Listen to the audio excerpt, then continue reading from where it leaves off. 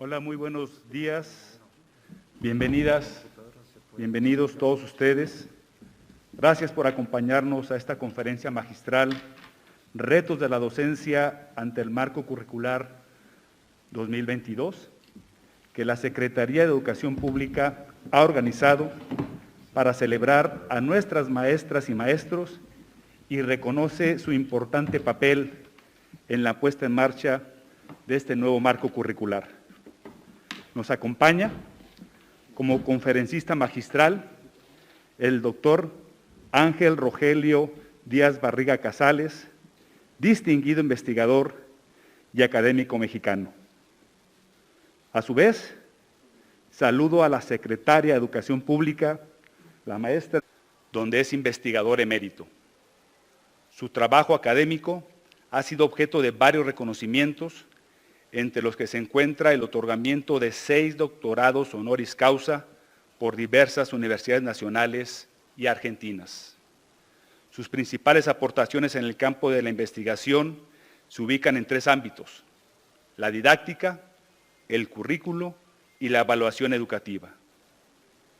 Solo por destacar alguna de sus últimas publicaciones está Repensar la universidad, la didáctica, una opción para ir más allá de la inclusión de tecnologías digitales, publicado en la Revista Iberoamericana de Educación Superior en el 2021, y Díaz Barriga como coordinador en Reformas Curriculares en Educación Básica en América Latina, el inicio del siglo XXI, 1995-2015, publicado por la Universidad Autónoma de Tlaxcala en el 2021. Sin más preámbulo, preparémonos para escuchar al maestro Ángel Díaz Barriga. Tiene usted el uso de la palabra.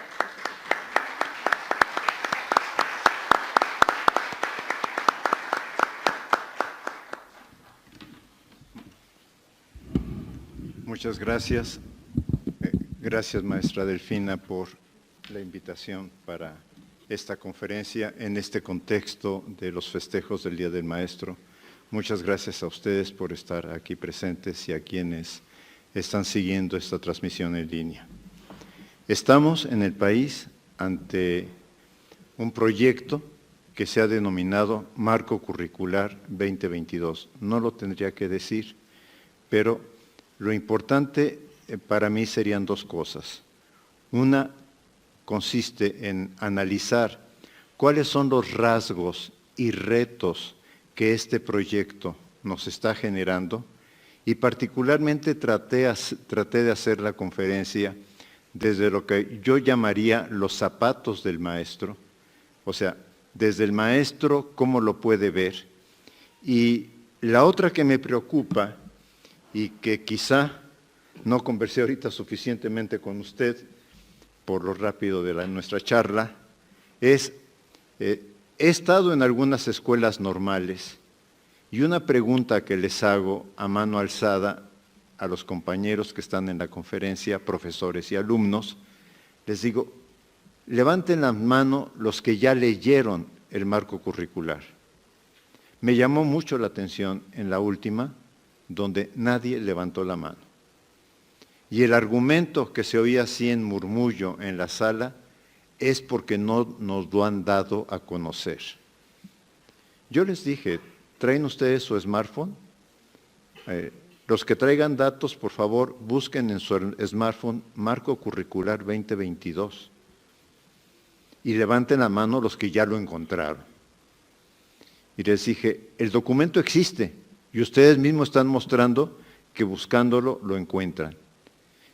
Sí me preocupa y me preocupa mucho que todavía, a pesar de los esfuerzos, porque debo reconocerlo, que se están haciendo, todavía el maestro común y corriente, y todavía, sobre todo en las escuelas normales, he estado en las últimas semanas en 2, en las escuelas normales sencillamente pareciera que eso es cosa de la SEP, es cosa de la autoridad educativa, cuando en realidad es cosa de todos los que nos dedicamos a la educación. ¿Qué es lo que plantea el marco curricular? Y en esto quiero ser muy claro. Transformar o cambiar la educación. Y yo sí quisiera ser muy enfático en esto, porque lo que yo planteo es, no se trata de incluir un elemento nuevo en el currículo. Ya hemos vivido, se incluyó lo socioemocional, la autonomía curricular, las tecnologías digitales, etcétera. Me parece que esa inclusión de solo un tema y pensar que con eso ya estamos haciendo la innovación curricular, creo que ha sido el gran error del conjunto de reformas que hemos vivido. Prácticamente aquí, la primera versión que hice de la conferencia, yo decía, desde el proyecto de la educación para la unidad nacional de los años 40 del siglo pasado. O sea, siempre es incluir algo. Hemos pasado por cine, televisión, video, power. Algunos colegas cuando reconstruyen un aula dicen, ya la puse totalmente moderna, porque ahora ya tiene conectividad a un cañón. Pues mientras la clase no siga siendo diferente, la verdad es que lo único que nos hace es reproducir lo que ya sabemos. Entonces, cuando hablo de transformar, se trata de impulsar algo completamente diferente. Y completamente diferente, y tenemos que tenerlo muy claro, que afecta a todo el sistema educativo, a la estructura que tenemos del sistema educativo tal como la hemos concebido. Al proyecto educativo de la Unidad Nacional de los años 40 o al periodo de globalización y formar al ciudadano global. Y vamos a entender por qué algunos actores, algunos colegas, incluso algunos especialistas en este tema, están un poco incómodos o mucho incómodos, no sé, con el marco curricular, porque dicen, es que está rompiendo con todo lo que llevábamos previamente. También transforma la escuela. Busca articular escuela, comunidad, territorio. Aquí se ha generado también una crítica que vale la pena empezar a trabajar. Ciertamente los ejemplos que se están dando en este momento en el proyecto hablan más de las escuelas marginadas, de las escuelas rurales, etcétera. Pero la vinculación escuela-territorio la hemos perdido completamente. O sea, hemos construido en las zonas urbanas escuelas que son una especie de isla o de islote que trata de sobrevivir sola. Y también trata de modificar los ritos escolares, de transformar los ritos escolares. Nuestra escuela tiene miles de ritos y todos los sabemos perfectamente y todos los vivimos como alumno, que es, los alumnos están allá, los docentes están acá. Hay un escritorio de por medio y hay un pizarrón. De hecho, ustedes podrían decir, esta conferencia reproduce todo lo que estás cuestionando, y yo diría, sí, lo reproduce. Tenemos que empezar a aceptar nuestras contradicciones en todas estas comunicaciones. Se trata de transformar la estructura del salón de clases. O sea, la estructura de nuestro salón de clases es para una relación pedagógica vertical. Yo soy el maestro, yo sabe. Tú eres el alumno, tú vienes aquí a aprender. Y tienes que aprender lo que yo te enseño. No sé de cuántos profesores de matemáticas en secundaria yo podría recordar que uno les decía, es que yo encontré la respuesta correcta, y él le decía, pero no seguiste mi procedimiento. Y aquí de lo que se trata es de que también sigas mi procedimiento. O sea, como alumno no tienes derecho a descubrir. En algunas entrevistas que tuvimos algunos años en un experimento, en una investigación que hicimos sobre un uso de tecnologías en la UNAM, un profesor de física decía, si un alumno me levanta con su aparato electrónico y me dice, es que yo estoy encontrando esto, yo automáticamente le digo, oye, ¿no sabes que yo soy el profesor? ¿Que yo tengo que decir qué se lee y qué no se lee en esta materia? O sea, me parecía increíble el autoritarismo que la relación pedagógica esconde. Tenemos que modificar los pupitres de los alumnos. Tenemos pupitres en serie. Tenemos pupitres para que el alumno, en forma de auditorio, solamente vea la nuca de su compañero.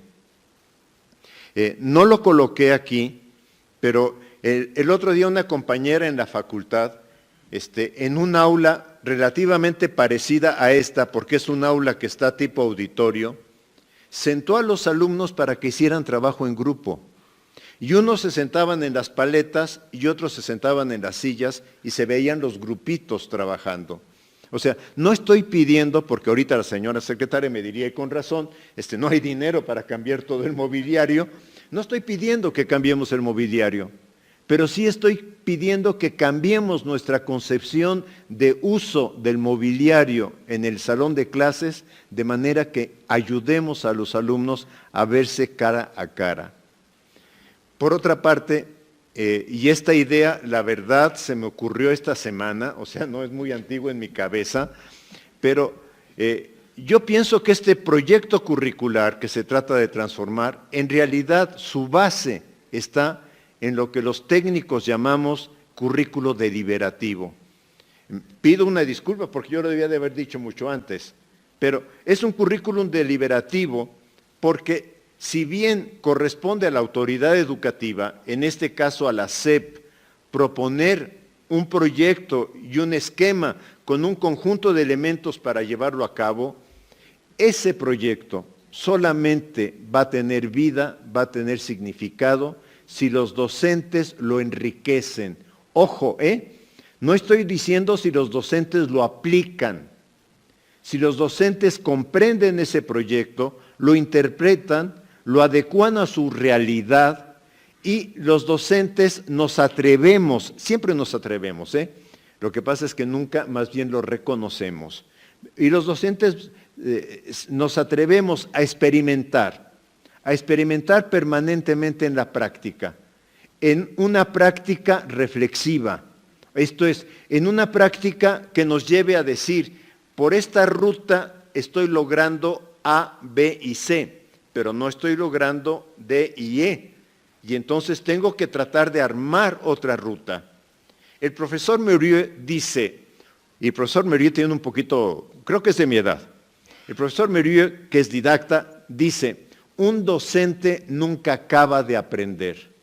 Un docente nunca acaba de tener la última estrategia de aprendizaje para trabajar con los alumnos. Y todos lo sabemos, todos lo sabemos. Todos los que vivimos docencia en la pandemia, vimos que teníamos que aprender otra forma de relación y de trabajo pedagógico con los alumnos. Todos los que estamos ahorita regresando al salón de clase, nuestros alumnos no son los que se fueron. Nuestros alumnos llegan con una construcción de una subjetividad completamente diferente. Y lo que trato de decir en la lámina, el diagramita que está aquí abajo del currículo deliberativo, que es como se concibe, sí, el currículo deliberativo parte de una orientación que hace la autoridad educativa y que de alguna manera tiene la obligación de hacerla de la manera más clara, con líneas muy puntuales y con algo que pueda ser interpretable. Pero solamente puede enriquecerse, e insisto en la palabra, a través de la práctica docente. De suerte que tanto directores como supervisores escolares, como directores de zona, como secretarios de educación estatales, como todos nosotros, tendremos que empezar a reaprender la cuestión curricular para ver cómo rearticulamos las experiencias docentes con el proyecto curricular. ¿Cómo vamos? Ya lo que no logré en esta imagen es decir que sea un círculo permanente. Que sea un círculo permanente y por eso en algunas conferencias he dicho, espero que el marco curricular nunca sea acabado. Nunca sea un marco acabado por una razón. Lo acabado es cerrado y este marco tiene que estar abierto hacia los procesos de ajuste, de cambio y de enriquecimiento que va demandando. Exige transformar el contenido escolar. O sea, probablemente es lo que más nos cueste a los profesores, insisto, y probablemente también a quienes esperan cierto tipo de mediciones en el sistema educativo. Cuando a mí me dijeron que tenía que trabajar por objetivos de aprendizaje, Cuando a mí me dijeron que tenía que trabajar por constructivismo, por competencias, por aprendizajes clave, lo que siempre hice, y yo creo que lo que siempre hacen mis compañeros docentes, es decir, ¿y cuál es el tema? Porque con el tema nos podemos organizar, desde el tema nos podemos organizar. Y lo que este plan de estudios está promoviendo es cuidado con un contenido rígido, adecuado a la lógica de las disciplinas, pero desconectado de la realidad. Y entonces le decimos al alumno, esto viene en el examen y lo tienes que aprender porque lo tienes que aprender. Maestro, ¿y para qué me sirve? Ya te darás cuenta más adelante. Más adelante verás para qué te sirve. Pero ahorita te sientas y lo memorizas a fuerza. En el fondo está cuestionando una escuela armada para construir el éxito de pocos y el fracaso de muchos. Esto me llevó a mí mucho tiempo, porque la verdad yo lo empecé a escribir desde 1982 y hará cosa de 5 años que descubrí el libro de Perrenot que habla de la construcción del éxito y del fracaso escolar. Construcción. O sea, nosotros, la escuela, nosotros los profesores, vamos siendo coadyuvantes para que un alumno tenga éxito, pero también para que otros alumnos, la mayoría, tengan fracaso. El proyecto curricular trabaja con saberes.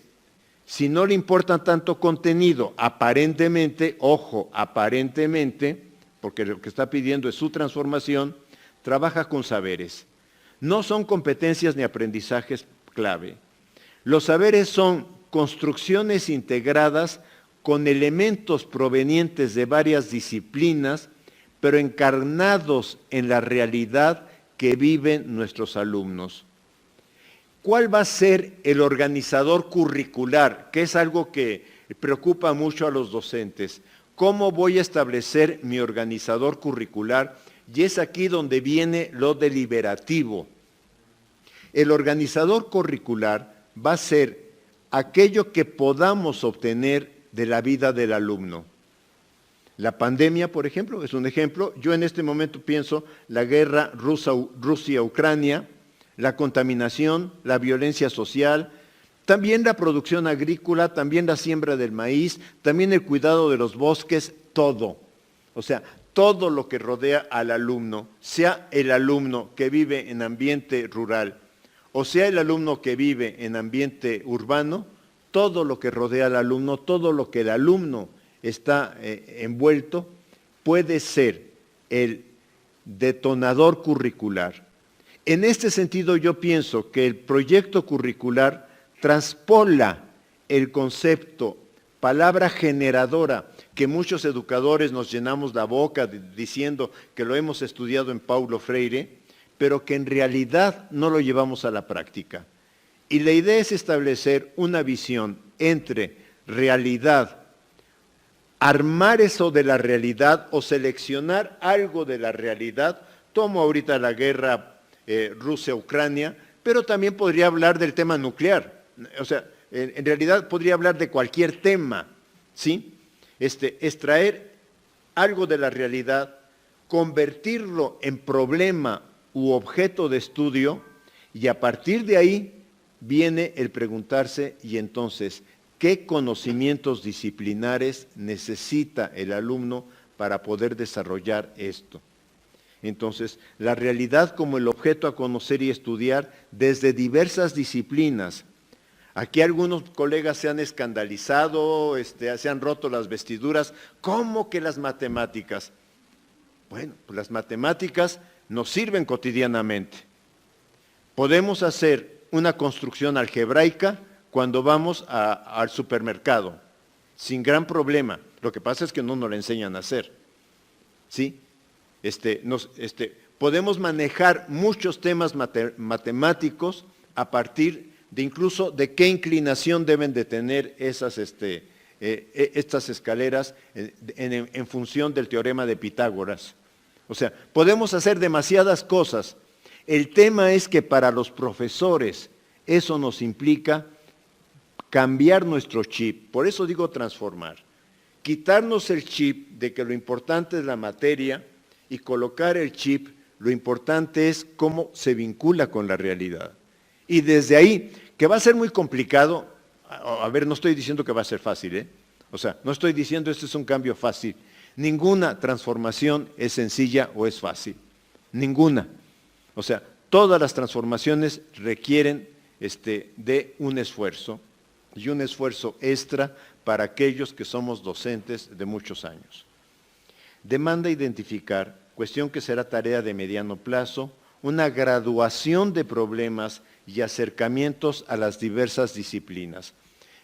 Colegas, por favor, no le pidamos en este momento a la SEP que nos presente algo totalmente acabado. Es imposible y ojalá no lo presente. Casi, no es que le desee mal, pero ojalá no lo presente. Porque precisamente en lo inacabado es donde va a estar la posibilidad de que este currículo se pueda enriquecer. Pienso que sí tenemos que trabajar, y ahí me pongo del otro lugar, tenemos que trabajar en establecer algunos contenidos mínimos que tienen que encontrarse la forma que en estos problemas se trabaje. Pero quería llegar a esto, que es un poco más complicado, transformar la práctica docente. Primero, este proyecto, y es el primer proyecto que yo conozco, que nace de reconocer que el docente es un profesional, insisto en esta palabra, no es un técnico, no somos aplicadores del currículo, ¿sí? Esto me parece muy importante. Es un profesional de la formación y del aprendizaje. Reconocer la profesionalidad de los docentes en México. No es lo mismo, Reconocer la profesionalidad significa que cada vez que nos enfrentamos a un problema distinto en el salón de clases, en ese momento tenemos que encontrar cómo lo resolvemos. O sea, yo como docente no puedo decirles, ¿saben qué? No tengo muy claro cómo voy a seguir con la conferencia. ¿Me esperan 10 minutos a que organice mis ideas? O sea, no puedo decirlo.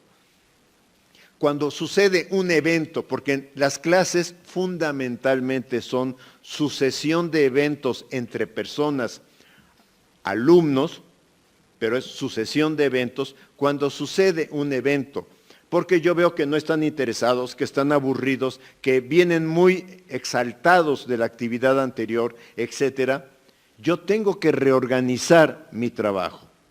Y ¿saben qué?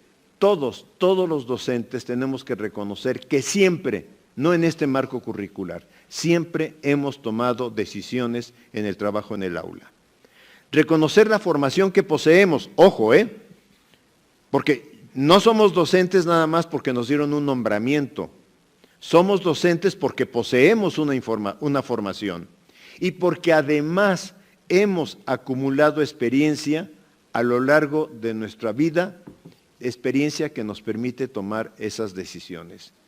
A mí me gusta mucho a veces comparar con el médico cirujano.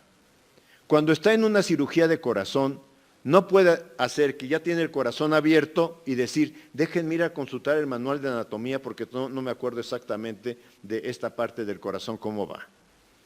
¿Sí? O sea, puede ser que el problema que tiene enfrente le exija respuestas diferentes. Y sabemos, si hablamos con el círculo médico, sabemos que cada cirugía exige respuestas diferentes. ¿Por qué no lo reconocemos en nuestra profesión? ¿Por qué no reconocemos en nuestra profesión que cada clase que trabajamos, no dije impartimos, ojo, que cada clase que trabajamos nos obliga a resolver, a tomar decisiones diferentes? A mí en esto me gusta mucho un autor, Tardif, su libro Los saberes docentes, porque él establece 5 conocimientos del docente: los profesionales, los disciplinarios, los curriculares, los pedagógicos. No me voy a detener en ellos, pero es el único autor que habla que los docentes tenemos con saberes experienciales, saberes que nos provienen de la experiencia y que son estos saberes los que nos hacen poder vincularnos con los alumnos. Y la otra parte que coloqué aquí, mi ilusión por Tardif se me fue, pero que coloqué aquí porque me pareció importante, es: los docentes en nuestro trabajo en el aula no buscamos coherencia teórica, buscamos resolver problemas prácticos. Siempre buscamos resolver el problema práctico. Ya después veremos, por eso tiene que ser una práctica que lleve a la reflexión, qué articulación o no articulación tiene con algunos postulados conceptuales que nos hemos acercado. El marco curricular también nos llama a arriesgarnos a una práctica pedagógica diferente. Diferente, no imposible, O sea, diferente no es lo mismo que imposible. Porque yo he estado en algunas conferencias donde prácticamente lo que se está haciendo es asustar a los docentes para decir, es que esto no lo pueden llevar a la práctica. A ver, ¿a poco nos dijeron en la pandemia no pueden usar el WhatsApp?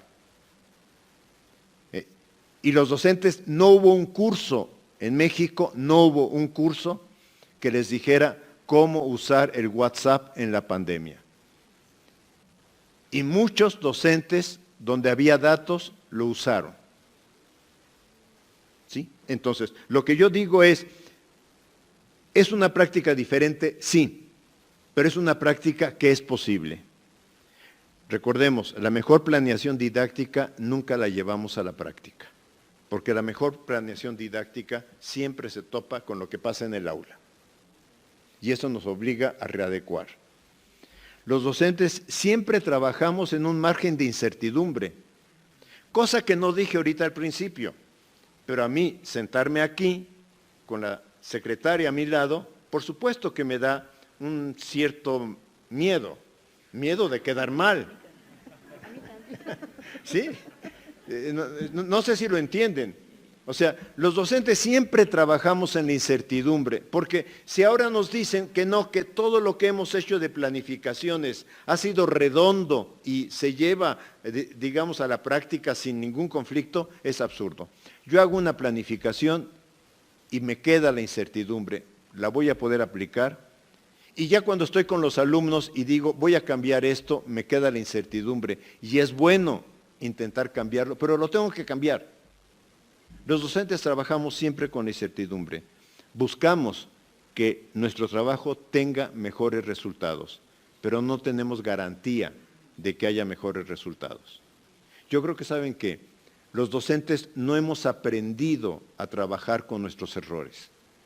Queremos que el alumno trabaje con sus errores, pero no hemos aprendido, no digo a decirle a los alumnos me equivoqué, ojo, no estoy diciendo eso. Pero cuando estoy diciendo, por ejemplo, crear círculos de estudio docentes, sí pienso que podríamos hablar ahí de los errores que de repente tenemos en nuestra práctica. Todos nos equivocamos, incluyéndome yo. Yo les digo a los estudiantes, empecé a dar didáctica en 1972. O sea, ya puede decirse que me la sé al derecho y al revés, lo cual no es cierto. Pero les digo, si ustedes piensan que soy perfecto, están equivocados. Yo también tomo decisiones que son erróneas cuando trabajo con ustedes. Y apoyarse en principios del debate didáctico contemporáneo. Pero no se queda solo en el docente, Esto implica también transformar al alumno. Y transformar al alumno no va a ser una tarea sencillita, porque el alumno ya aprendió, ya asumió un rol histórico. Él va a clase a escuchar y tomar apuntes, a estudiar solo lo que el profesor le indica y además a estudiarlo si le dice, oigan, esto viene en el examen, entonces sí lo estudio. Hacer ejercicios, llenar planas, llenar el libro de texto, solo porque el docente lo pide. O sea, el estudiante va, perdón la palabra, como si fuera un esclavito del docente. Algunos se rebelan, más ahora, ¿no? Pero va en esa actitud.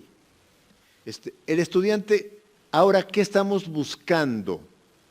Que se pregunte, que el alumno que yo tengo en mi clase, se pregunte qué quiero aprender y para qué quiero aprenderlo. Y tratar de quitar que solo trabaje por la calificación. Saben que la calificación es la gran perversión del sistema educativo. yo diría perversión necesaria, porque tenemos que tener algo, pero es la gran perversión. Porque a través de la calificación, los docentes hemos encontrado el mecanismo de controlar a los alumnos. Esto que estoy diciendo ahorita viene en el examen que les voy a aplicar, así es que pongan mucha atención. ¿Sí? O sea, tenemos muchas estrategias para hacer que el alumno aparentemente estudie, pero no para que se pregunte, ¿y yo qué quiero aprender? Transformar me voy a dedicar un poco más en este tema, porque pienso que no lo he escrito suficiente y ahí me hago una autocrítica. Transformar el concepto evaluación, calificación y evaluación formativa. En México y en el mundo se confunde calificación con evaluación. O sea, si se da un número, automáticamente ese número es la evaluación. Y ya le hemos llamado al número evaluación. Entonces, tú tienes 7, esa es tu evaluación. No, discúlpenme, esa es la calificación. Y la calificación, tema que surgió en la didáctica, o más bien en la escuela, o más bien en el sistema educativo, porque en la didáctica, en los manuales de didáctica no existía, tema que surgió en la escuela en el siglo XIX. La calificación clasifica. Esta es la fila de 10, esta es la fila de 6. Automáticamente empezamos a clasificar. El número o mediciones no pueden reflejar el proceso complejo que vive el alumno. No pueden reflejar lo que está pasando en su interior, en su proceso. Es más, me parece que lo mata. Ya obtuve 8, ya me quito biología y a ver cómo me va en otra materia. Me mata el proceso. Los números solo se pueden inferir por un acuerdo circunstancial, ojo, entre profesores y alumnos. Un examen vale tanto, todos lo sabemos, ¿eh? Una tarea significa esto, el ejercicio cuenta para aquello y lo que sacamos somos promedios. Somos expertos en promediar. ¿No estás de acuerdo con tu calificación? Vamos a ver los promedios, porque esto lo acordamos el primer día de clase. Pero eso no es tu evaluación. Yo pienso que la calificación es el resultado de obtener evidencias necesarias, pero no son para nada una evaluación. Yo sí requiero que mis alumnos hagan evidencias, presenten evidencias, pero esa no es su evaluación. Su modernización se ha regido, y es un poco como nos llenamos la boca en este momento en los cursos de formación docente, en lo que se llama evaluación auténtica. Palabra que a mí siempre me incomodó, pero bueno, que se refiere más bien a ejercicios desprendidos de la realidad, pero de manera artificial. Martita va al mercado y en el mercado le encargaron 1 kilo de papa y la papa cuesta tanto, etcétera, y entonces algo artificial, no la realidad de cuando Martita va al mercado con su mamá. Es a lo que me refiero. O bien nos han dicho, es que hay que hacer portafolios, hay que hacer rúbricas, pero estos portafolios y rúbricas que podrían servir para la evaluación formativa, en realidad se quedan en poder determinar el número que usted me va a dar como profesor. O sea, me encierra en un número. Transformar la evaluación es reconocer que la evaluación es una disciplina muy complicada. Primero que es disciplina, que no es técnica, que no son instrumentos, pero es muy complicada, porque es una disciplina de la pedagogía, de la psicología y de la administración. Y aquí vienen las grandes confusiones.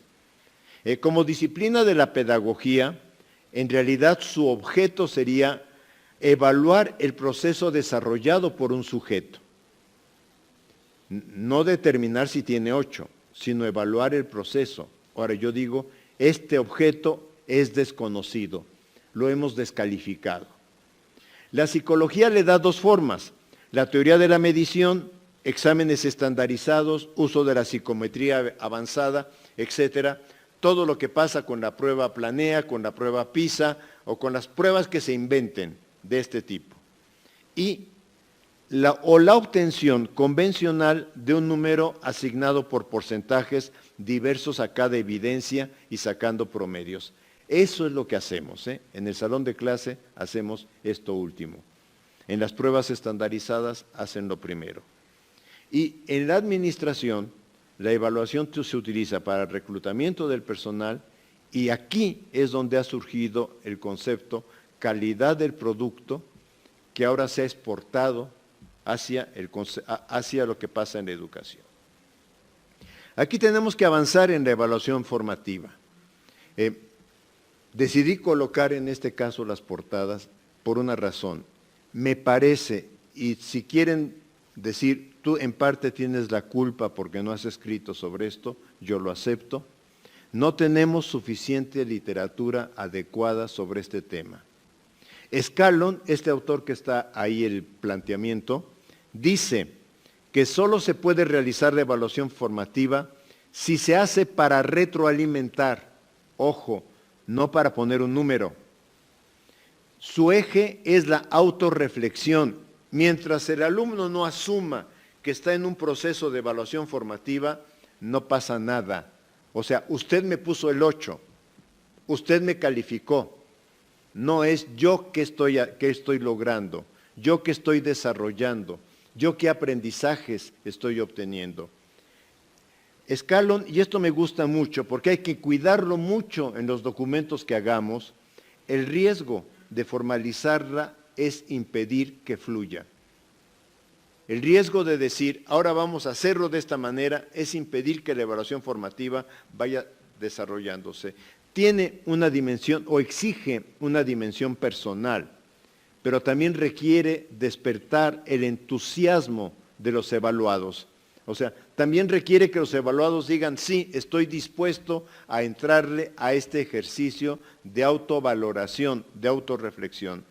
Se realiza en acciones de co- y autoevaluación, pero no para asignar un número, ojo, y reclama un ambiente colaborativo.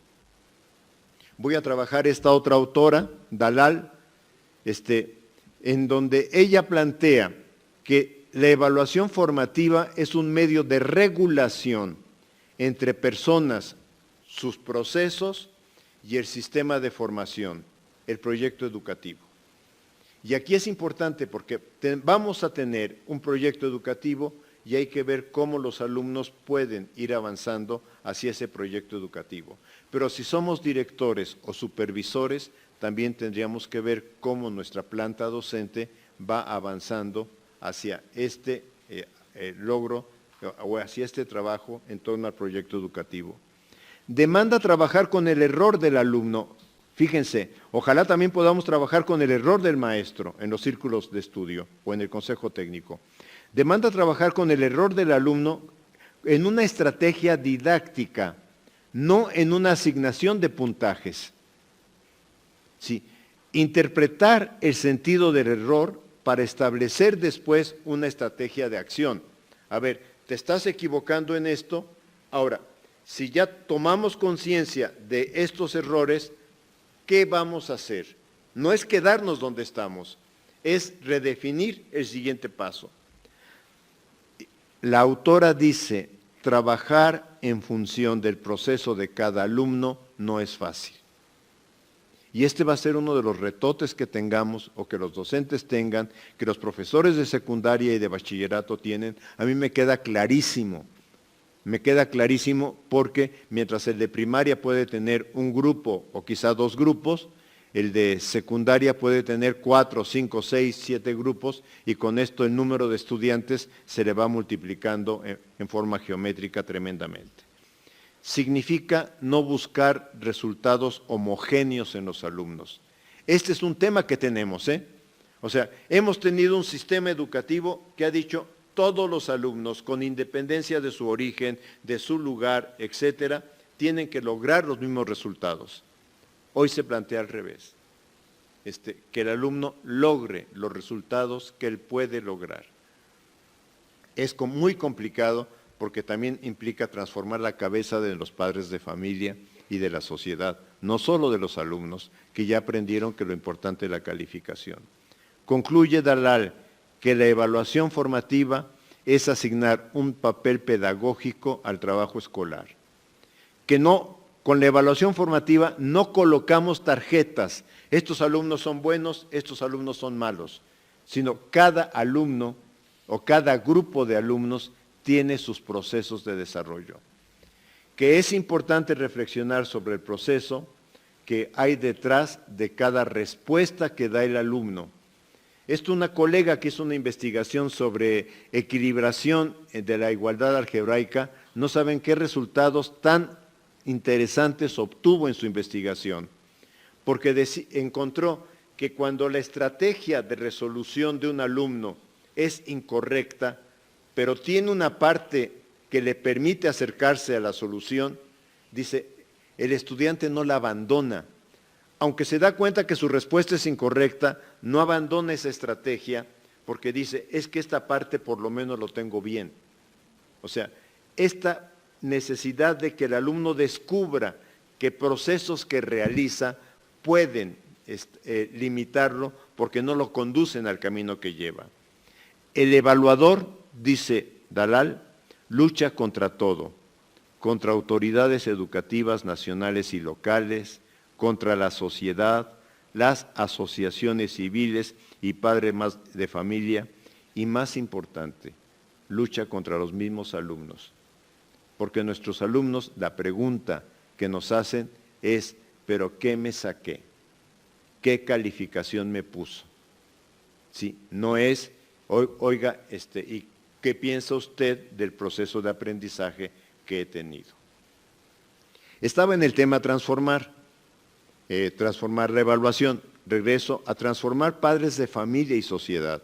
Otro gran problemón que está abriendo este marco curricular.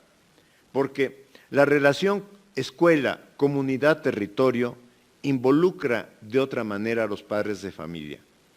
Les exige ayudar a recabar problemas que se encuentran cuando el niño va al mercado, cuando el niño los acompaña al mercado. O en los medios de comunicación, cuando los medios de comunicación hablan de la guerra, o en lo que puede obtener de datos a través del WhatsApp. O sea, el padre de familia se va a convertir también en un agente colaborador de lo que pasa en el proceso de aprendizaje del alumno. Construye una noción diferente de aprendizaje, escolaridad, libro de texto,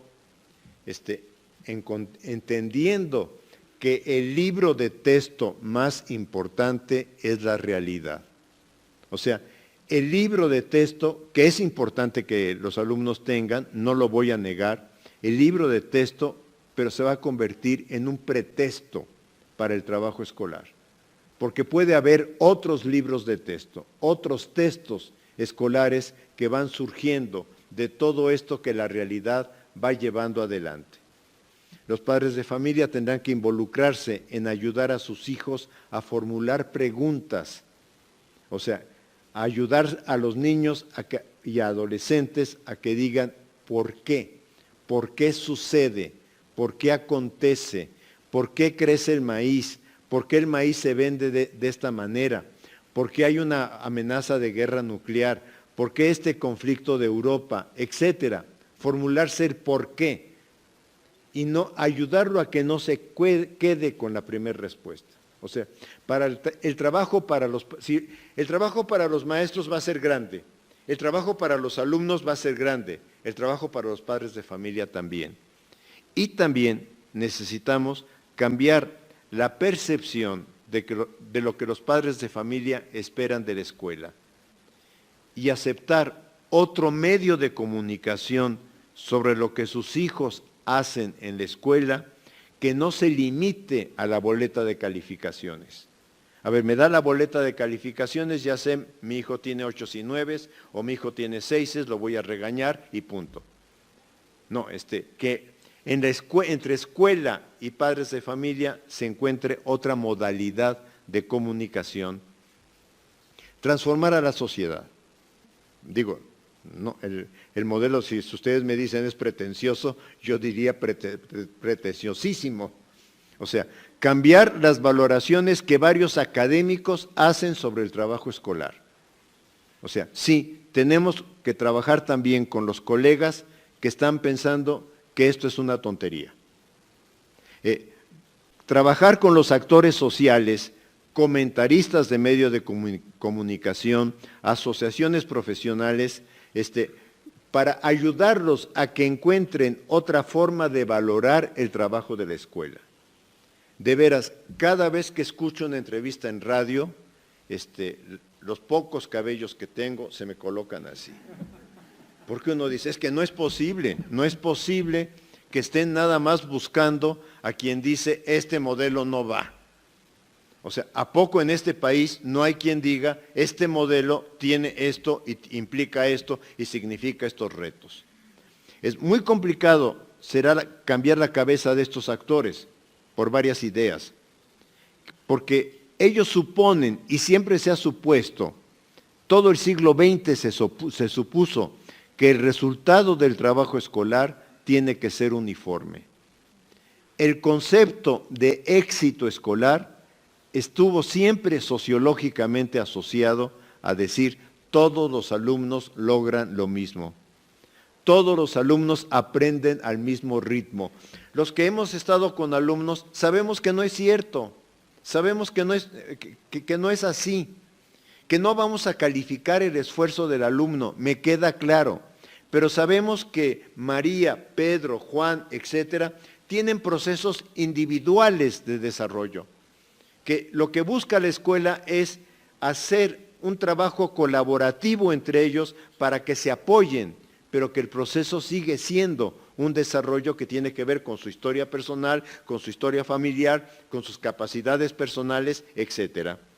Y hacer que en la sociedad se piense que los números, calificaciones o resultados de un examen a gran escala hablan no necesariamente hablan de lo que acontece en la escuela.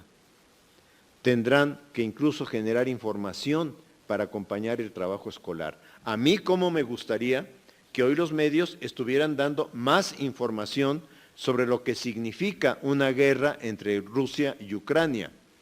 Porque entre más información dieran ellos, me refiero a información que tenga que ver más rasgos académicos, que tenga que ubicar más problemas históricos, incluso, ¿por qué no decirlo?, problemas matemáticos. ¿Cuánto está costando esta guerra y qué significa para la pobreza o para el incremento de la vida en varias regiones del país? También se pueden aprender matemáticas a través de esto. Eso es lo que quiero decir. Evidentemente química, física, etcétera, ¿no? El marco curricular, ya saliéndome de la idea de transformación, es un proyecto de transformación radical de un sistema educativo, es una utopía posible. Ojo con el concepto utopía, porque se está usando, es utópico como irreal. No, es una utopía porque es un bien posible y porque es mejorar la educación que tenemos en este momento. ¿Es un proyecto ambicioso? Sí, es un proyecto muy ambicioso. Inacabado también, que solo podrá enriquecerse, como decía al principio, a través de las experiencias docentes. Ojalá logremos que los docentes asumamos que nuestra responsabilidad en este trabajo de reflexión, de práctica reflexiva, es de repente también decirle a la autoridad, oye, este contenido, a través de este problema, me di cuenta que se puede graduar de otra forma. De manera que podamos tener una diversidad de procesos de graduación, porque no va a ser lo mismo para el ambiente rural, para el ambiente indígena, para el ambiente urbano, para los espacios marginados de la sociedad, de las ciudades, etcétera.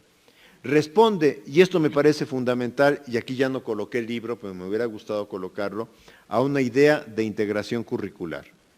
No solo articulación entre sus subsistemas educativos, así como el establecimiento de fases en donde se encuentran los grados escolares. Yo quisiera aclarar una cosa, no solo en México, en varios países. Vean ustedes el currículo de educación básica de Argentina, vean ustedes el currículo de educación básica de Francia, van a encontrar que el currículo está organizado por etapas, por fases o de alguna de estas formas. O sea, el otro escándalo falso que se hizo es desaparecen los grados escolares. No desaparecen, se reorganizan, que es otra manera de ver al sistema educativo. Tiene ejes articuladores y campos formativos. El campo formativo se convierte en un espacio curricular para abordar problemas que permiten el desarrollo de saberes desde la construcción de saberes estructurados a través de este eje complejo que trato de subrayar: realidad, problema, abordaje disciplinario. Y esto es lo que más nos va a costar a los docentes, me queda clarísimo. Yo mismo con mis estudiantes sufro. Con mis estudiantes de didáctica este semestre había iniciado con un problema. Cuando sale el marco curricular, les digo, oigan, estudiamos en México, no podemos dejar de lado el marco curricular. Empecemos a hincar el diente de lo que es el marco curricular en este país. O sea, pero ¿cómo encontrar el problema que articule nuestro curso? Va a ser una tarea complicada. Aunque también tenemos mucha experiencia, yo no lo escribí, que se me pasó, tenemos mucha experiencia a través del trabajo por proyectos.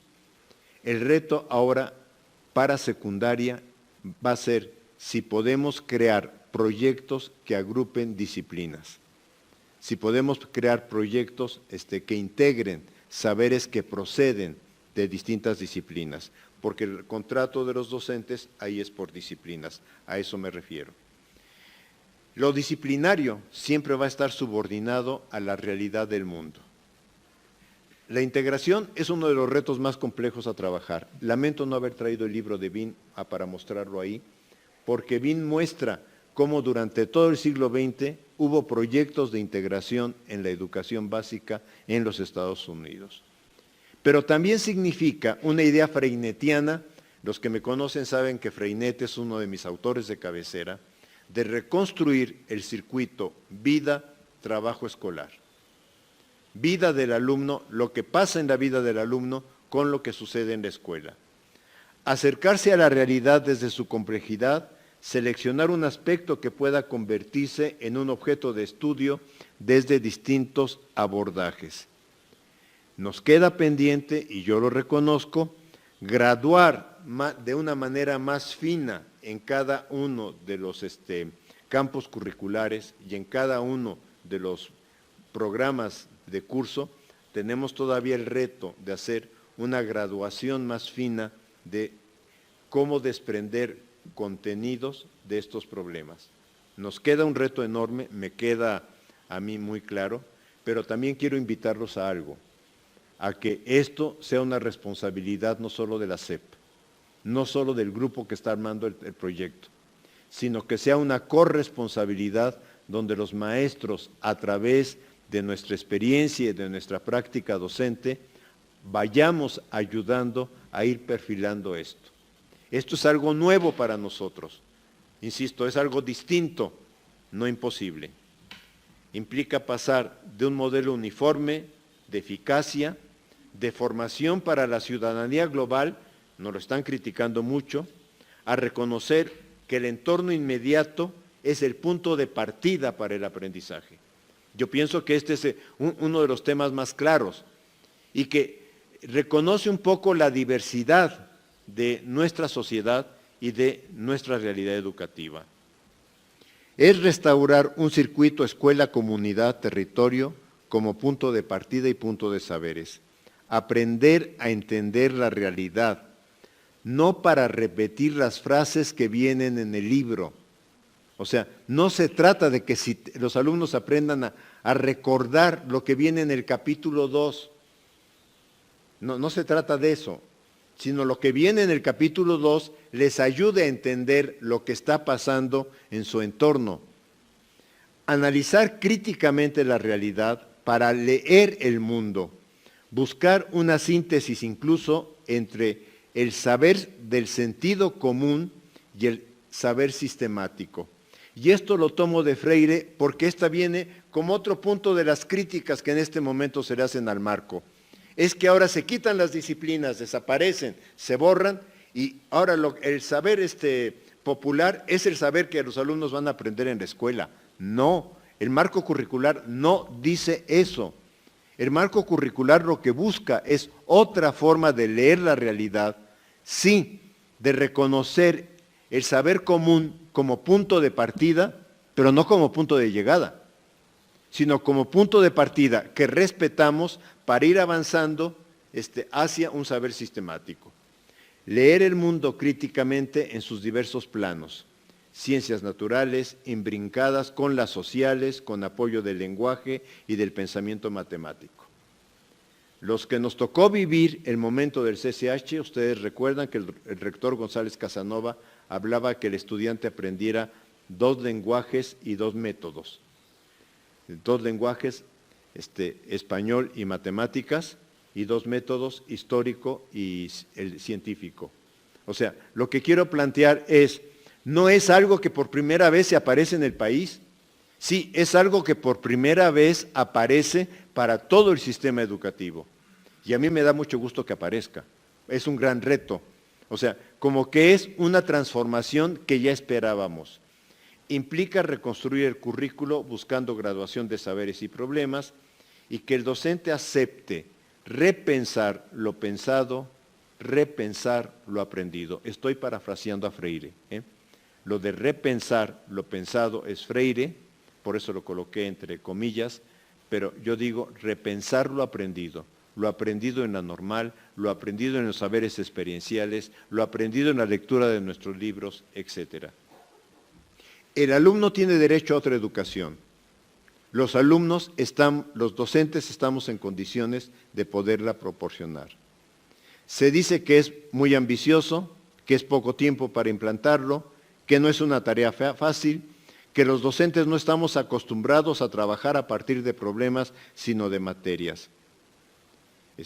A mí me preocupa si eso es lo que un alumno, primero digo, cuidado, cuidado. Todas estas afirmaciones descalifican al docente. O sea, es como si los médicos dijeran, no puedo hacer una cirugía de baja invasión porque me enseñaron a mí en la facultad a hacer una cirugía abierta. No, señor, pues ya las técnicas quirúrgicas van avanzando y usted va avanzando con esas técnicas. Yo pienso que hoy los docentes tenemos que decir a los que están cuestionando el modelo, oye, respeta nuestra profesión, respeta que sí podemos cambiar y que sí podemos hacerlo diferente. Por eso yo digo que descalifican la razón por la que elegimos dedicarnos a la docencia. Yo cuando estaba en la escuela normal, algo tenía claro, no quería ser como mis maestros, algo tenía claro, no quería ser como mis maestros. ¿Sí? No sé si lo he logrado, esa ya sería otra cuestión, pero los que estudiamos en las escuelas normales buscamos siempre cambiar la educación. Colegas, el marco es un momento en que nos dice, los invitamos a compartir desde la autoridad educativa el cambio de la educación. Me pregunto, ¿esto es lo que se le dice a un alumno cuando ingresa a la normal? Se le dice, no cambies la educación, adáptate, acostúmbrate a lo que sucede en el sistema educativo, estudia para que no hagas cambios y te conformes con vivir en el salón de clases. ¿Eso es lo que le enseñamos al estudiante en la escuela normal? ¿O le estamos estudiando otra cosa? Que esta educación necesita ser cambiada y que merece ser mejorada. Es un proyecto muy exigente, muy complejo, pero no imposible. Requiere para su desarrollo de ser realizado en un horizonte de mediano plazo, me queda claro. Esperemos que esto no sea un esfuerzo de 3 años, sino que sea un esfuerzo de transformación duradera en el sistema educativo. Requiere aceptar aciertos y fracasos, pero no en una dinámica donde lo no logrado no sea un elemento disparador que ayude a mejorar. Sí, yo creo que hoy, si le exigimos al alumno en la evaluación formativa que reconozca sus errores, podemos reconocer nuestros errores en este trabajo, en este arduo trabajo. Errores que pueden venir desde quienes estamos o están organizando el marco curricular, como errores que pueden venir desde quienes lo van a llevar a la práctica. Pero discúlpeme, solo a partir de los errores es como podemos encontrar cómo corregir la ruta y cómo irla mejorando. Reconoce de manera plena el profesionalismo docente. Quiero enfatizar mucho en eso, colegas. Reconoce que los docentes somos profesionales, que tenemos capacidad de cambiar, que tenemos capacidad para trabajar de otra manera. Yo pienso que este es un tema fundamental del marco, reconocernos como profesionales de la docencia. Algo que en este país, discúlpenme, pero se nos ha dado el papel de técnico. Yo hago el plan, tú lo aplicas, tú lo ejecutas, tú eres el ejecutador. Y cuando los alumnos salen mal en las calificaciones, yo digo, en los exámenes a gran escala, tú eres el responsable. No, asumimos corresponsabilidad profesional en esta tarea. Reclama otra disposición didáctica. Yo pensaba que ya estaba terminando. Si ya están muy aburridos, le paro. Pero reclama que como docentes entendamos también que la didáctica es una disciplina, no una técnica. Esto implica cambiar lo que ha pasado en las escuelas normales, lo que pasa en los programas de posgrado. Hay que luchar contra ello. La didáctica es la disciplina para pensar problemas de trabajo de docentes y de alumnos. No hay forma que a mí siempre me preguntan, oigan, ¿y cómo enseño esto? Y me quedo así. Pues yo no sé cómo lo puedes enseñar, ese es tu problema. Yo no sé cómo son tus alumnos, cómo es tu escuela. O sea, ¿cómo enseño esto? Es el problema de cada uno de nosotros. Reconocer nuestra incertidumbre, reconocer que la docencia es un encuentro humano, un encuentro entre personas. Reconocer que la acción docente requiere generar múltiples interacciones. Esto es clave, múltiples, como encuentro humano, múltiples interacciones entre alumnos y alumnos, entre alumnos y docentes, y lo puse en plural, porque yo pienso que ya basta de que yo diga, soy el docente de cuarto de primaria, lo que hagan los otros no me importa. O soy el docente de matemáticas en secundario o bachillerato, lo que haga el de biología o el de español no me interesa. No, ya basta de eso. Somos docentes del sistema educativo. Somos docentes de un proyecto escolar. Somos docentes de un proyecto educativo. Reclama también reencontrar otra forma de organizar el encuentro alumnos, realidad, saberes disciplinarios. Cuidado, no hay aprendizaje sin esfuerzo, O sea, no estoy en lo que los autores llaman gamificación de la educación, que también me pone los cabellos así. Sí, o sea, gamificación, hagamos jueguitos en la escuela y hagamos que la escuela sea un jueguito. No, la escuela no puede ser un jueguito. Bueno, tendrá que ser un jueguito en el jardín de niños, en la educación inicial y probablemente en el primero y segundo de primaria. Sí, lo tendrá que ser por la etapa de desarrollo infantil. Pero no puede ser un jueguito en cuarto de primaria. No puede ser un jueguito en primero de secundaria. La escuela requiere esfuerzo, el aprendizaje requiere esfuerzo. Y hay que hacérselo saber también a los alumnos. Oye, lo que tú no hagas, yo no lo voy a hacer. No porque no lo quiera hacer, sino porque no lo puedo hacer. ¿Sí? Pero nuestra tarea, y no renunciemos a eso, por favor, este es un principio también de Mérieux. Mientras somos docentes, nuestra responsabilidad es el alumno. Y de veras, tengo colegas docentes que me gratifica mucho cuando me escriben y me dicen, mira, estoy en bioquímica, mis alumnos salieron pésimo en los exámenes, no están avanzando, pero ahora estoy viendo si puedo con ellos ayudarles a que tomen conciencia de que necesitan estudiar. Y que vamos a ver cómo hagan ejercicios que les ayuden a resolver estos problemas que tienen en su abordaje al estudio. O sea, la tarea del docente es acompañar el esfuerzo. Pero además, si el aprendizaje requiere esfuerzo, también requiere satisfacción.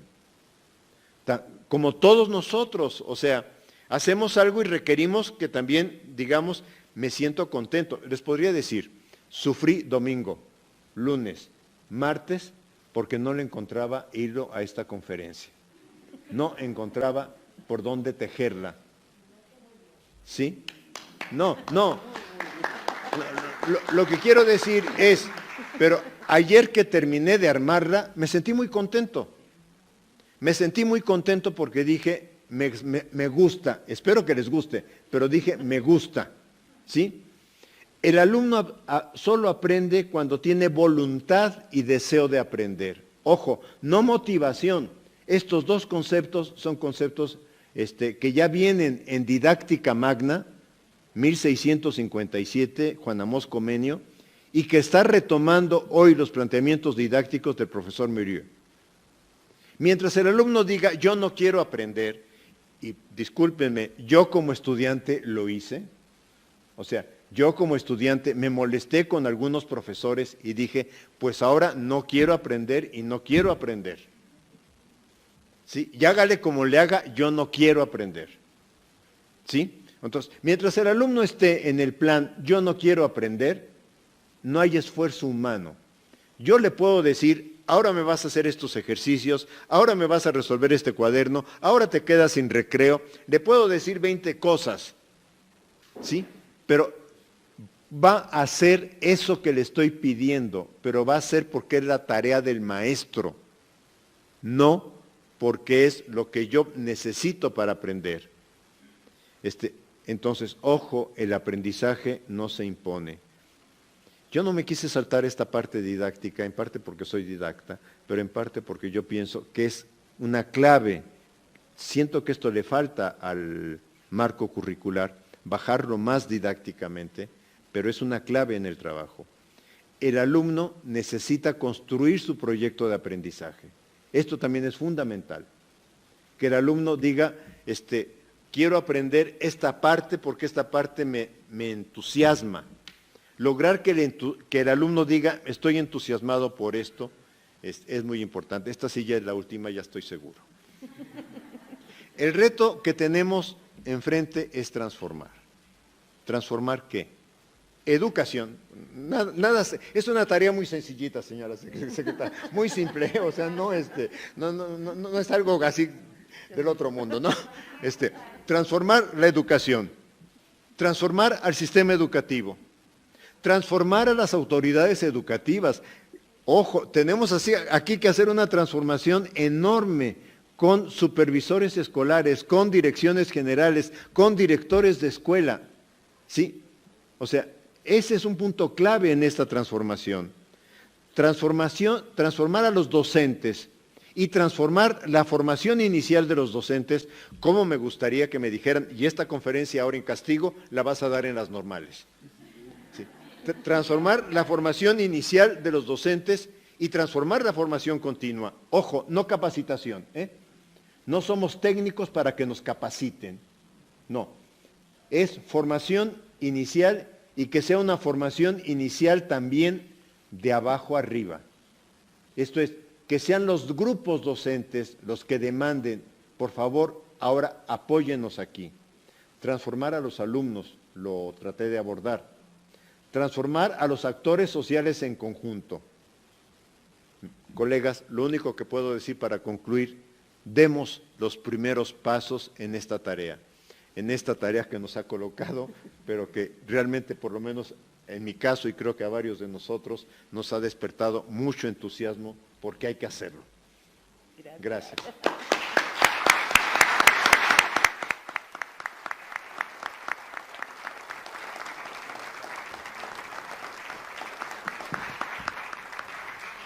Después de esta espléndida presentación, disertación que dio el doctor, la verdad es que pues, con muchas luces hacia dónde van los nuevos planes y programas, el marco curricular. Vamos a abrir en este momento una sesión de preguntas y respuestas para los que están aquí presentes. Entonces, por favor, si el que guste participar, con alguna duda, alguna inquietud, está en libertad de hacerlo. Si gusta hacer una pregunta, levante la mano, por favor. Allá atrás, por favor, si le pasan el micrófono, hasta allá atrás. Lupita.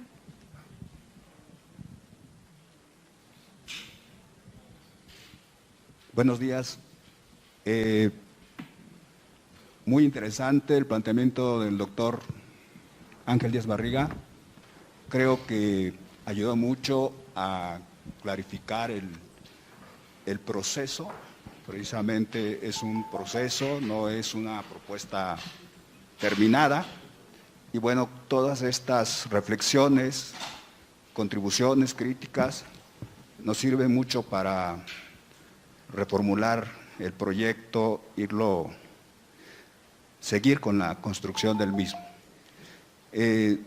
Yo quisiera preguntarle, doctor, que como en las reformas anteriores había obviamente una suerte de socialización de dos conceptos importantes en el enfoque de competencias, por ejemplo, la cuestión de la calidad y la cuestión de la igualdad de oportunidades en el sistema educativo.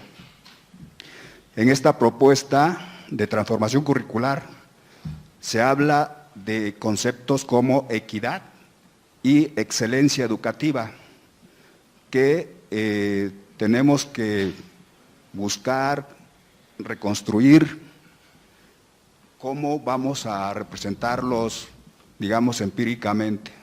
Mi pregunta es si podría abordar un poco en estos asuntos, qué indicadores necesitaríamos para poder medir estos conceptos, estos alcances que se están postulando en la propuesta de transformación curricular 2022 de la SEP. Gracias. Gracias. ¿Alguien más también por allá atrás había levantado la mano? Si son tan amables.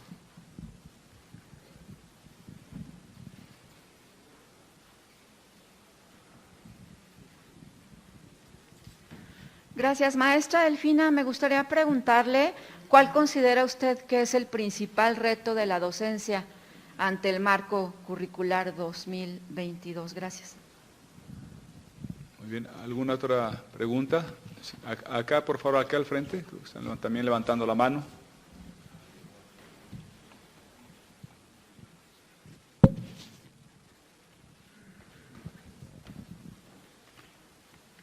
Doctor, más que pregunta, agradecerle esta conferencia. Soy asesor metodológico de primaria y bueno, me uno a la petición de que se comparta esta conferencia en los consejos técnicos. Hemos trabajado en el nivel básico, hemos trabajado con algunos mensajes, con algunas conferencias y me parece que esta conferencia está muy adecuada porque los compañeros maestros están muy inquietos de saber qué onda con este marco curricular.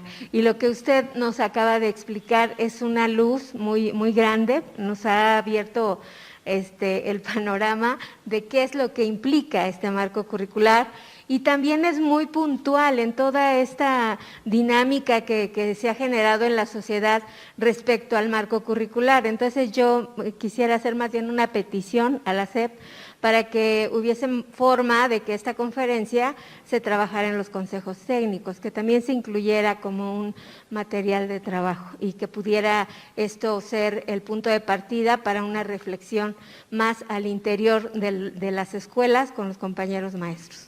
Gracias. Muchas gracias. Ahí mismo, si gustan, por favor. Claro. Bien, muchísimas gracias por cederme el uso de la palabra.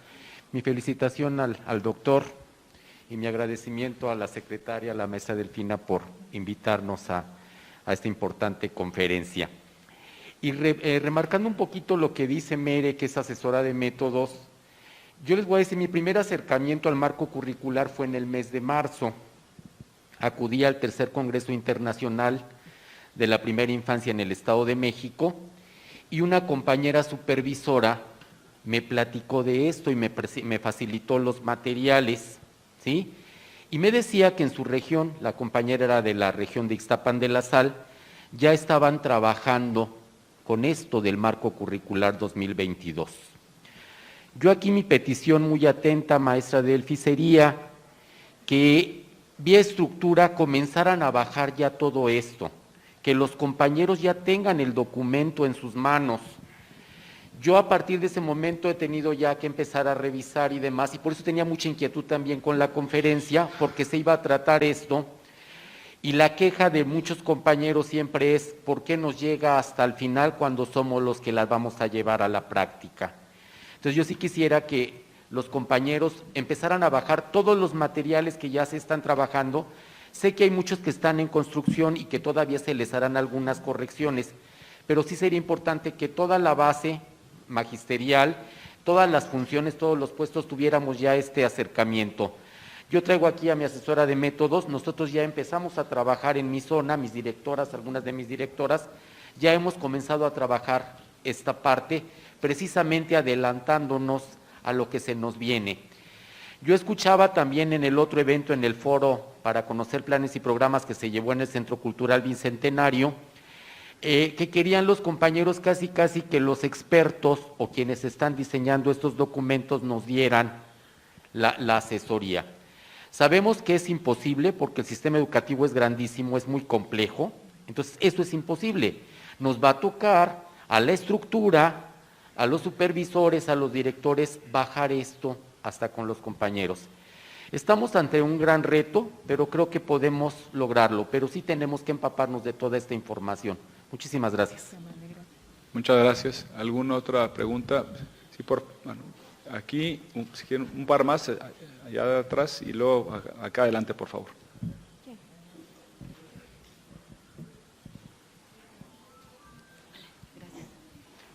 Hola, muy buen día a todas y todos. Pues un agradecimiento por estar en este momento tan importante en esta conferencia.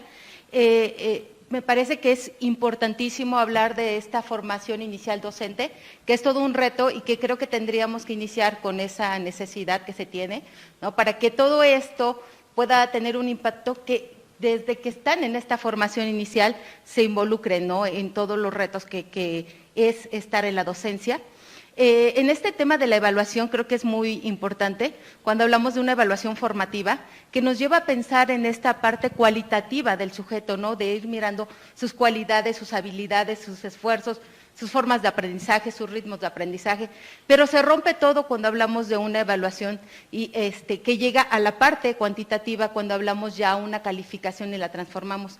Conocemos algunos modelos educativos, la pregunta es esta, que pueda tener un impacto relevante dejándola en una evaluación cualitativa, porque pareciera ser que en algún momento se rompe la armonía y efectivamente es como para controlar, ¿no? Es el medio de control y de clasificación de los alumnos, de tú eres el de 10, tú eres el de 8, aunque básicamente a veces tiene mucha influencia los instrumentos estandarizados, ¿no? Y esto clasifica a los estudiantes, a las y los estudiantes. Entonces, ¿qué pasa con estos modelos si existe? Que se quedan en esta evaluación cualitativa, tienen un mayor, menor impacto y que no pasa una calificación que de alguna manera es una manera simbólica, una forma en que se transforma en la parte del currículum oculto, ¿no? Que le da un peso importante a la dinámica entre estudiantes, entre decir, no, él es el de 10 y no te juntes con él, o los papás, ¿no? Y que influye muchísimo en la dinámica y en la organización de las escuelas. Gracias. Muchísimas gracias. Una última intervención, por favor. Buenos días, muchas gracias por su participación, muchas gracias por la invitación y enriquecer esta práctica docente. Y bueno, uno se llena de esta parte romántica, bonita de la actividad académica, de los retos que tenemos y también empaparnos y estar del lado de la educación y de esta formación docente. Y pensar en esta formación de nuevos paradigmas, de nuevos retos en cuestión de evaluación educativa, de formación docente, de transformación docente. ¿Cómo conciliar esta parte con los retos políticos, con los retos que tiene nuestro país en materia de educación, de conciliar esta formación con los objetivos y metas que tiene nuestro país en materia educativa. Muchísimas gracias. Pues ahora vamos a proceder a la sesión de respuestas por parte del doctor Ángel Díaz Barriga.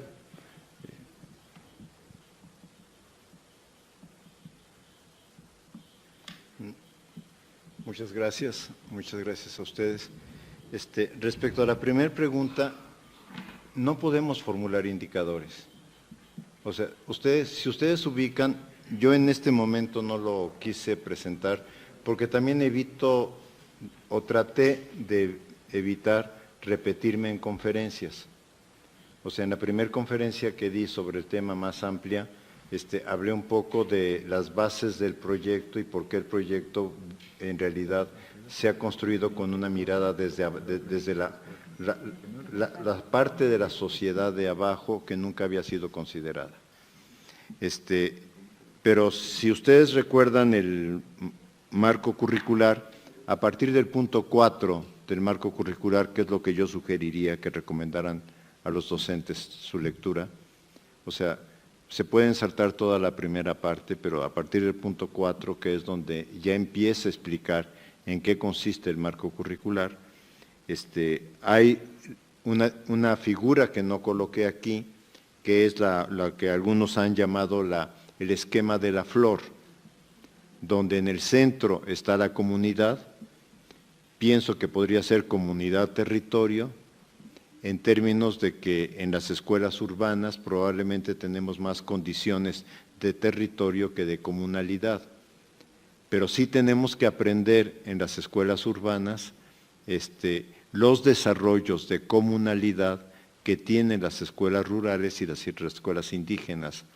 Porque yo pienso que ahí hay escondida una pedagogía que casi yo diría muy mexicana, que no hemos podido darle luz hacia el exterior. De hecho, ayer que discutía esto con una colega, me decía, es que pareciera que lo que pasa en el país como personas que estudiamos la educación, no nos ponemos a decir, fíjense que hay este proyecto, que hay este otro proyecto que consiste en esto, que estas son sus bases, etcétera. Todo lo que es pedagogía de la comunalidad o todos los proyectos que el país tiene también de modelos de educación emancipatoria son dignos de ser no solo estudiados, documentados. Y me parece que en eso los investigadores hemos cometido un gran error, en decir, voy a estudiar qué piensa tal autor, incluso ven en mi conferencia, yo digo, bueno, trabajo Mérieux, trabajo Tardif, etcétera, pero bueno, y los autores mexicanos que no existimos, que no valemos la pena para ser retomados. Pero regresando al esquema de Flor, el esquema de Flor parte de comunidad, a partir de la comunidad se buscan articular los campos formativos y luego vienen los ejes articuladores. Entonces, no es un eje el que tendríamos que cuidar cómo articulamos, es todos los ejes los que tendríamos que ir viendo cómo los vamos cuidando y cómo los vamos desarrollando. Ojo, no los vamos a poder medir, no vamos a tener indicadores de medición, porque en cada contexto escolar esto va a ser completamente distinto. ¿Sí? Los problemas de género o los problemas de inclusión o los problemas de diversidad, etcétera, aparecen en los contextos escolares de manera muy diferente. Entonces, la invitación sería a esa, la invitación, maestro, sería a que sí, yo pienso que hay algo que tenemos que lograr que los docentes cambien, pero estoy de acuerdo en que le pidamos a la SEP que nos abra el documento. Pero el documento está abierto, yo lo conseguí, el documento se encuentra en línea. Entonces, yo pienso que también a los colegas docentes tenemos que irles ayudando a decir, tú lo puedes bajar. No necesitas que alguien venga y te lo dé, tú lo puedes bajar, porque hay muchas formas en Google donde este documento ya se encuentra. Y no solo sino un conjunto de documentos que te pueden ayudar a ir entendiendo. Por ejemplo, ¿puedes buscar esto de pedagogía de la comunalidad en Google? Yo digo que sí. ¿Puedes buscar esto de educación emancipadora en Google? Yo pienso que sí. El concepto pedagogía crítica, que entre paréntesis me parece que es uno de los documentos que aborda con mayor seriedad el concepto pedagogía crítica.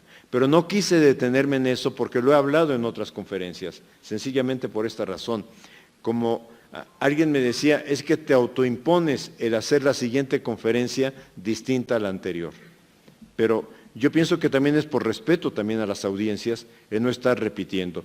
Ahora, si las encuentran en el canal de YouTube del ISUE, encuentran una, la otra ahorita no sé dónde está ubicada, pero voy a ver dónde se pueda ubicar, y esta pues seguramente estará en el canal de la SEP. Respecto a lo de evaluación formativa y evaluación para calificación directamente, lo que yo pienso es que lo primero que tenemos que tenerlo es claro en nuestra cabeza. Y ya que lo tengamos claro en nuestra cabeza, en las condiciones de nuestro grupo, tenemos que empezarlo a diferenciar. O sea, tenemos que empezar a decirles, miren, yo requiero calificarlos y estas evidencias cuentan para la calificación, pero estas no son su aprendizaje. Yo requiero que también ustedes desarrollen un proceso de reflexión sobre lo que vamos aprendiendo. Y como no puede ser un proceso formalizado, vamos a ir encontrando espacios para que esto vaya realizándose en el transcurso del curso escolar. Pero que sí lo podemos hacer, sí lo podemos hacer. Yo recuerdo una escuela Freinet en los años 80 en México. El problema de las escuelas Freinet es que siempre son particulares, pero pero ¿saben que eso le pasó a Freinet también en España? En Francia. Freinet solamente pudo trabajar en escuela pública ya con su modelo un año. Después tuvo que fundar la Fundación Freinet porque no lo dejaron sencillamente en la escuela pública. Pero yo recuerdo una escuela Freinet donde los niños de segundo de primaria, en un modelo muy sencillito que armó la maestra, decían con una crucecita, aprendí a leer tales cosas, y marcaban sí, poquito o no.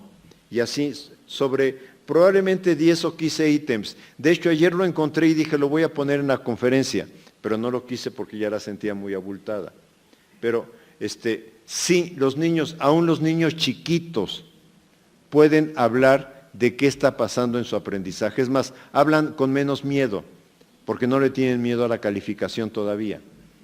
Con los alumnos más grandes, el tema es que vayan avanzando hacia que lo que no hagan ellos por ellos, nadie los va a hacer. Sí, va a ser muy difícil, es muy difícil en una secundaria, me queda muy claro, pero no significa que no podamos intentarlo.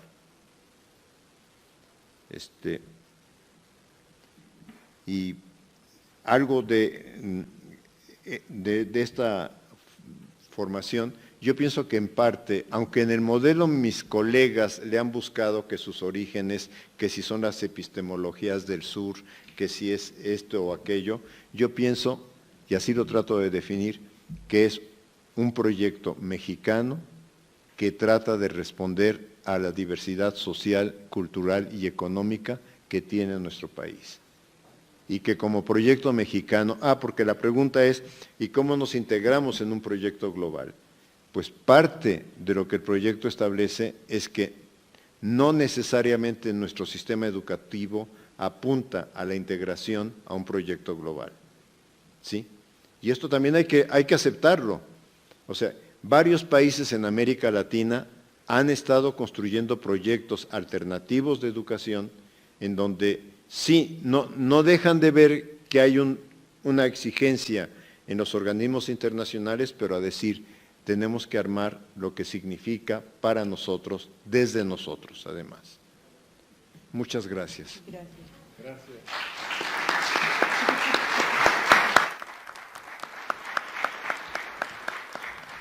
Muchas gracias por su respuesta, doctor Díaz Barriga. También hubo una pregunta directa a la secretaria, entonces vamos a pedirle que nos haga favor de responderla. Sí, muy amable, gracias. Pues buenos días a todas y a todos ustedes. De verdad que yo soy la que agradezco mucho el que estén aquí y a todos aquellos que nos están viendo a través de diferentes medios, porque una de las preocupaciones que tenemos como administración y como Secretaría de Educación Pública, efectivamente y sin duda alguna, son nuestros maestros. Ante la pregunta de cuál es el reto mayor que tenemos como Secretaría, efectivamente es el formar a nuestros maestros, el que se tenga esa seguridad y ese empoderamiento, valga la expresión, de que sin duda alguna los maestros no solamente son aquellos que ejecutan o aquellos que siguen un documento ya acabado, sino son aquellos creadores, aquellos que saben utilizar los recursos que tienen a su mano para echan mano de ellos para formar algo muy importante que son nuestros niños, nuestras niñas y nuestros jóvenes. Ese es el reto que yo tengo, porque a medida que voy a las escuelas, ayer estuve en Chiapas, y me emocionaba mucho ver cómo los maestros frente al grupo efectivamente hacen sus propias estrategias, establecen sus propias formas para poder desde captar la atención de unos pequeñitos de primero, me acuerdo de unos niños de primero, que cuando entramos al salón, en una situación de intercambio de opiniones y de acciones se escuchaba mucho burullo, pero era precisamente porque estaban trabajando matemáticas, estaban trabajando unidad, decena, centena, pero jugando. Había un cajero y que de 10 palitos formaban una decena y después de 10 de un color rojo formaban una centena. Bueno, estaban ahí con su actividad muy entusiasmados. Cuando entramos, pues obviamente ellos seguían con su necesidad. Ellos decían, bueno, llegaron unos extraños, qué bueno que llegaron, pero nosotros estamos aquí con nuestra actividad y como que para ellos era lo más importante. Cuando yo le pregunté a la maestra, oye, y por ejemplo, cuando quieres captar la atención de los pequeñitos, ¿qué haces? Y me dijo, mire maestra. Y entonces empezó a cantar. Y sorpresivamente vi cómo todos los niñitos empezaban a cantar. Y entonces el silencio, entre comillas, pero bien organizado, se hizo a través del canto. Y con eso yo reafirmo que nadie va a poder enseñar a un maestro frente a grupo qué es lo que puede hacer con su grupo, porque quien lo conoce, quien sabe sus características, sus necesidades, son precisamente el maestro. Y por ello el reto para nosotros como CEP es primera, que el maestro se la crea, que efectivamente somos profesionales, no somos ejecutores. Segundo, que eso nos obliga a que tenemos que formarnos día con día ante la necesidad y el contexto que tiene nuestra sociedad para responder a ello. Y tercera, que tenemos que entender que tenemos la capacidad y que tenemos ese potencial de lo que le decía aquí el doctor, de que debemos de registrar lo que hacemos.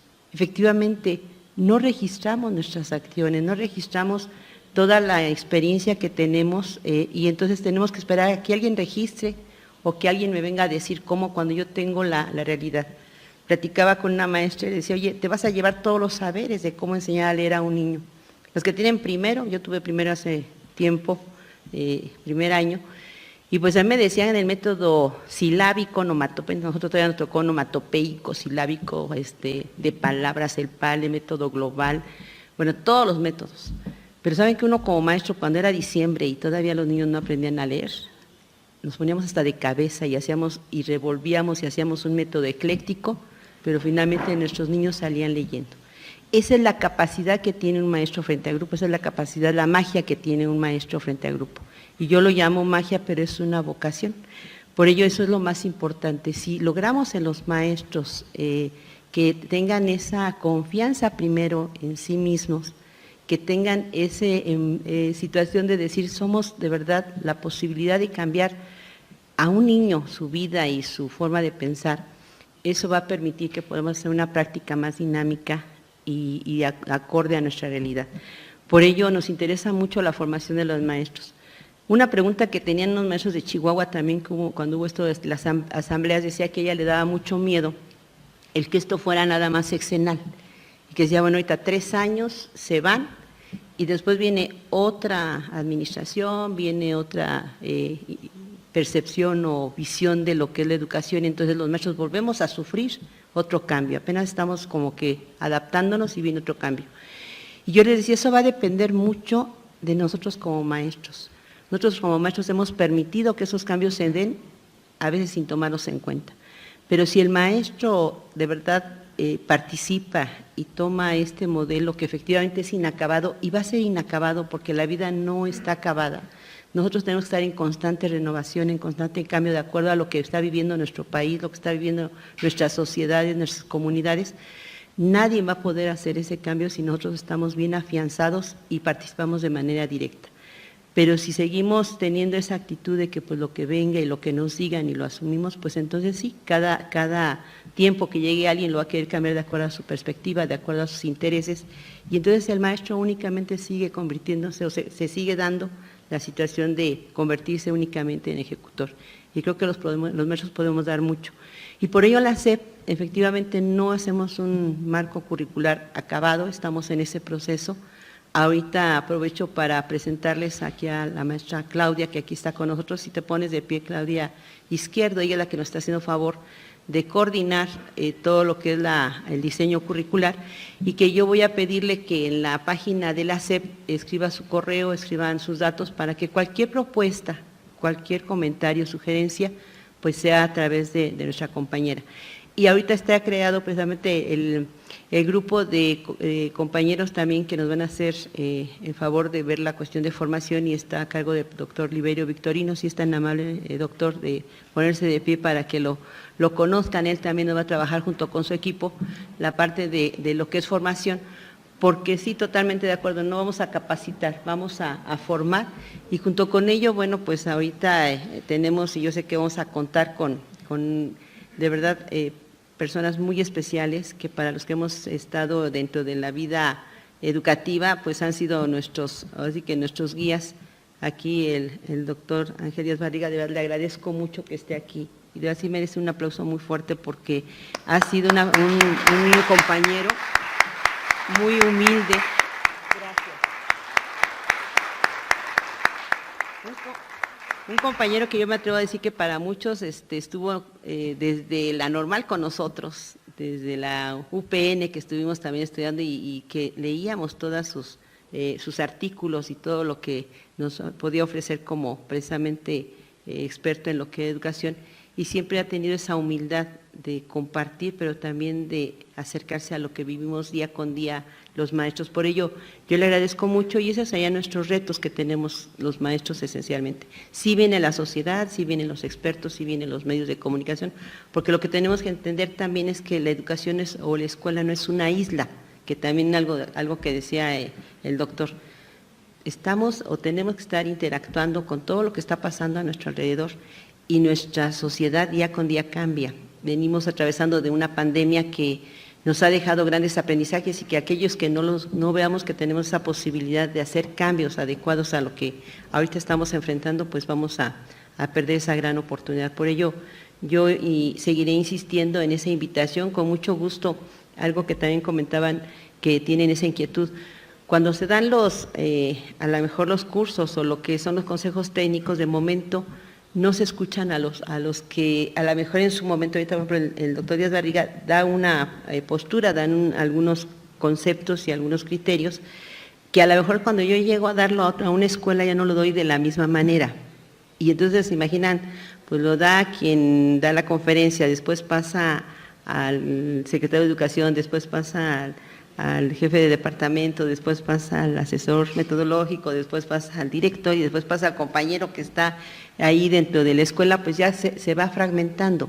Lo que tenemos como propuesta, y aprovechando que tenemos los medios de comunicación ya tan diversos, vamos a hacer una serie de propuestas en donde efectivamente de manera directa, como está haciendo ahorita, el que nos puede orientar y nos puede dar una opinión de su punto de vista muy preciso, sea el que dé ese foro, esa asamblea o esa conferencia, con la finalidad de que llegue directamente a los maestros frente al grupo. Entonces sí tomamos muy en cuenta esa sugerencia, me parece muy importante.